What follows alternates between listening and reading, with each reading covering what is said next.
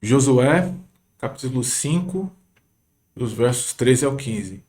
Estando Josué já perto de Jericó, olhou para cima e viu um homem em pé, empunhando uma espada. Aproximou-se dele e perguntou: Você é por nós ou por nossos inimigos? Nem uma coisa nem outra, respondeu ele. Venho na qualidade de comandante do exército do Senhor. Então Josué prostrou-se com o rosto em terra, em sinal de respeito, e lhe perguntou: Que mensagem o meu senhor tem para o seu servo? E o comandante do exército do Senhor respondeu: Tire a sandália dos pés, pois o lugar em que você está é santo. E Josué as tirou. De que lado Deus está? Veja só, esse texto diz respeito a uma história que muitos conhecem. Se você não conhece, leia o livro de Josué, do capítulo 5 em diante, que é sobre a tomada da cidade de Jericó. Deus disse para Josué, que era um líder do povo hebreu naquela época, que ele ia dar aquela terra para eles. E que a partir dessa conquista do povo hebreu, ele estaria fazendo justiça também, por conta das injustiças que Jericó, aquela cidade, praticava. Os governantes daquela cidade e toda a cultura ali. Então Deus prometeu dar a cidade para o povo hebreu. Na pessoa de Josué, que era o comandante, estava essa incumbência de conquistar esse território.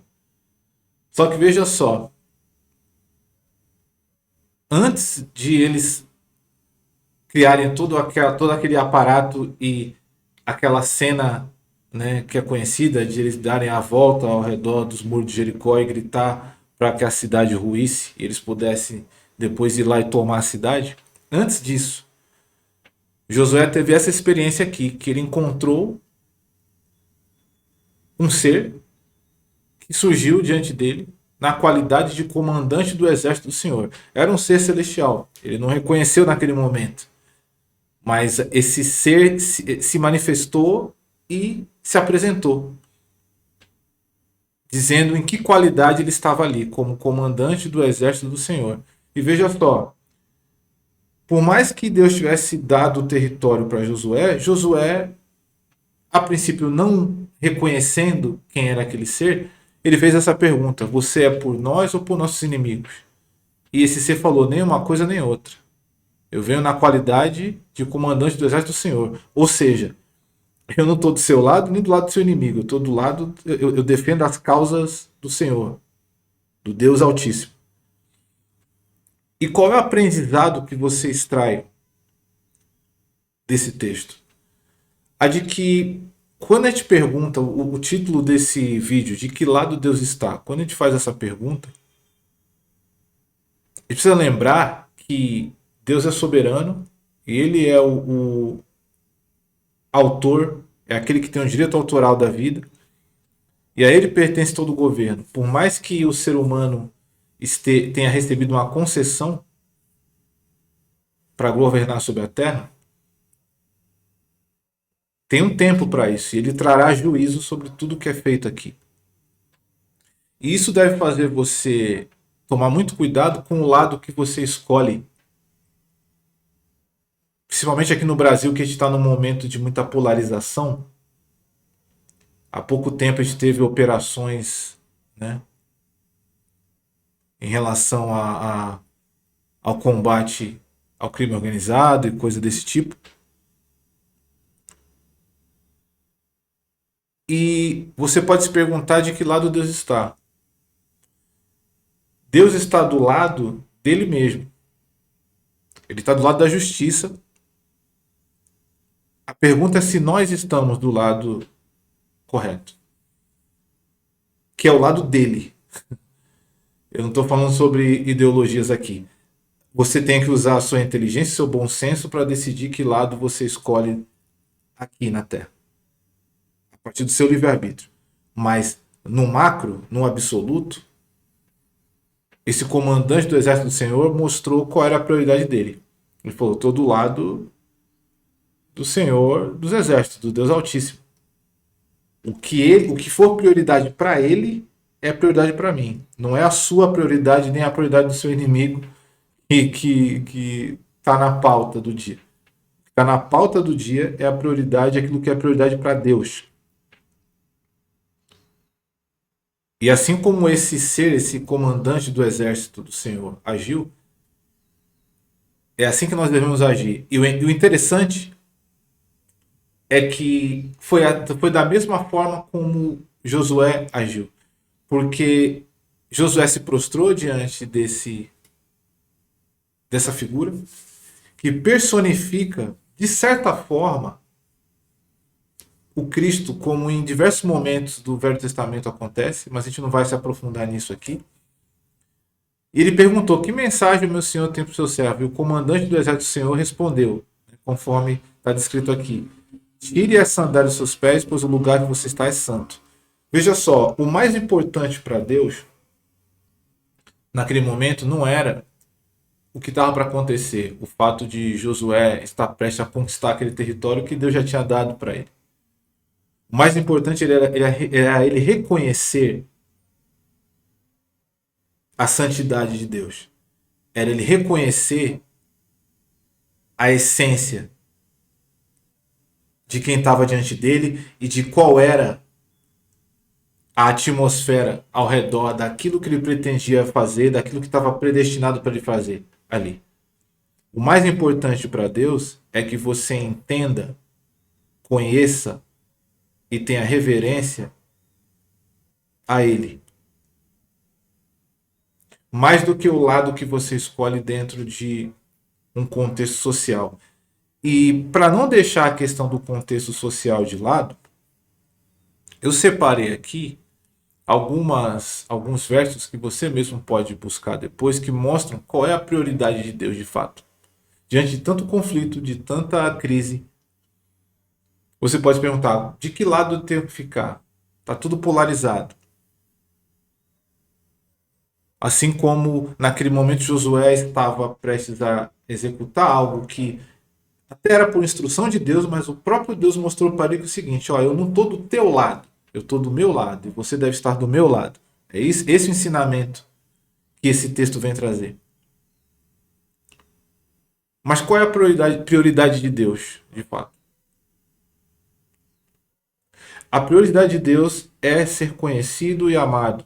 É que você reconheça a santidade dele, que é o que aconteceu no texto que a gente acabou de ler aqui. Em Oséias 6,6 está escrito: pois misericórdia quero e não sacrifício, e o conhecimento de Deus mais do que holocaustos.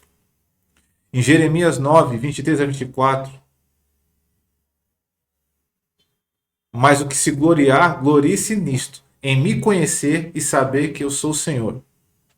Em João 17,3, Jesus disse: e a vida eterna é esta, que conheçam a ti só, por único Deus verdadeiro, e a Jesus Cristo a quem enviaste.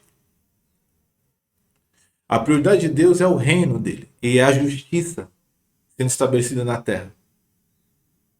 Em Mateus 6,33, Jesus disse: buscai primeiro o reino de Deus e a sua justiça, e todas essas coisas vos serão acrescentadas. E no contexto ele estava falando sobre necessidades pessoais, sobre necessidades que envolviam a vida social. Ele mostrou aqui o que deve ser buscado primeiro, porque ele falou: a vida é mais importante do que a comida, o corpo mais importante do que a roupa. Busque em primeiro lugar o reino, busque em primeiro lugar o autor da vida, busque em primeiro lugar o governo de Deus, antes de colocar sua fé no governo da terra. Mateus 22, 37 a 38. Jesus declama ali o mandamento mais elevado, que é: amará o Senhor teu Deus de todo o teu coração, de toda a tua alma e de todo o teu entendimento. Este é o primeiro grande mandamento. A prioridade de Deus é a obediência da nossa parte, para que Ele possa manifestar na nossa vida aquilo que Ele, de maneira fiel e justa, sempre faz. A pergunta é se a gente vai fazer a nossa parte, não se Deus vai fazer a dele. Que era o caso da história também de Josué aqui. Deus ia fazer a parte dele. A pergunta é se Josué ia fazer a dele, se Josué reconhecia a santidade de Deus e que isso era mais importante até do que o território que ele ia conquistar. Em 1 Samuel 15, 22, o profeta Samuel, numa situação onde Saul recebeu uma ordenança clara de Deus de que você vai conquistar o território, você vai vencer seus inimigos, mas você não vai pegar nenhum despojo. E ele pegou os despojos do inimigo sob a desculpa de que ia sacrificar a Deus. E Samuel falou o que para ele? Eis que obedecer é melhor que sacrificar. E naquele dia Saul perdeu o reino dele. Por quê? Porque Deus prioriza a obediência, não a performance. E em Miqueias 6 e 8, o Senhor diz: o Senhor te declarou que é bom praticar a justiça, amar a misericórdia e andar humildemente com teu Deus. A prioridade de Deus é manifestar o seu domínio e a sua glória na terra para o bem de todos os seres humanos.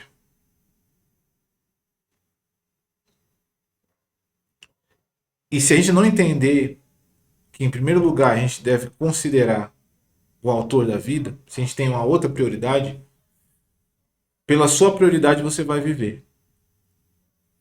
E é isso.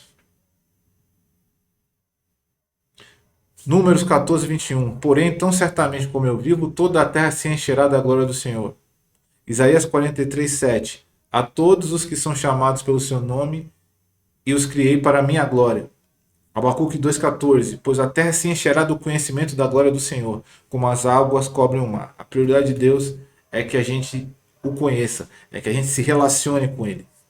Esse é o sentido do conhecer. E a gente possa reconhecer a soberania dele. E entender que ele não está do meu lado nem do seu. Ele está do lado dele e convocando todos nós para que nós estejamos do lado dele. E toda a nossa decisão, todas as nossas escolhas, a gente vai prestar conta.